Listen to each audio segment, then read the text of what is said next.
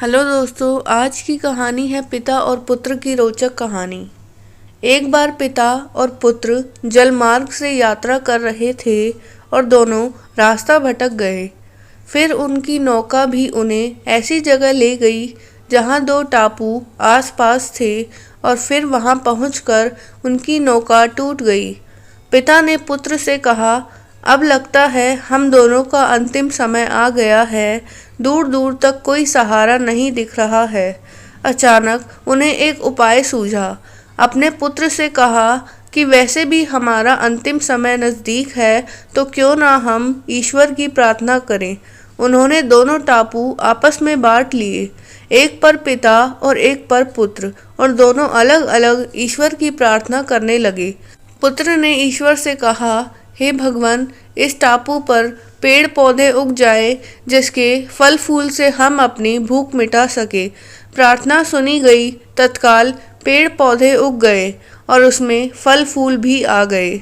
उसने कहा, ये तो चमत्कार हो गया। फिर उसने प्रार्थना की, एक सुंदर स्त्री आ जाए जिससे हम यहाँ उसके साथ रहकर अपना परिवार बसाएं। तत्काल एक सुंदर स्त्री प्रकट हो गई।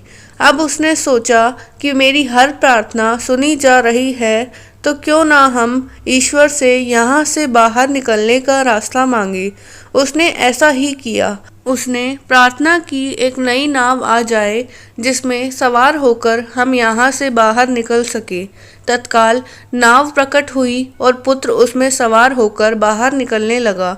तभी एक आकाशवाणी हुई, बेटा, तुम अकेले जा रहे हो, अपने पिता को साथ नहीं लोगे। तो पुत्र ने कहा, उनको छोड़ो। प्रार्थना तो उन्होंने भी की, लेकिन आपने उनकी एक भी नहीं सुनी। शायद उनका मन पवित्र नहीं है, तो उन्हें इसका फल भोगने दो ना।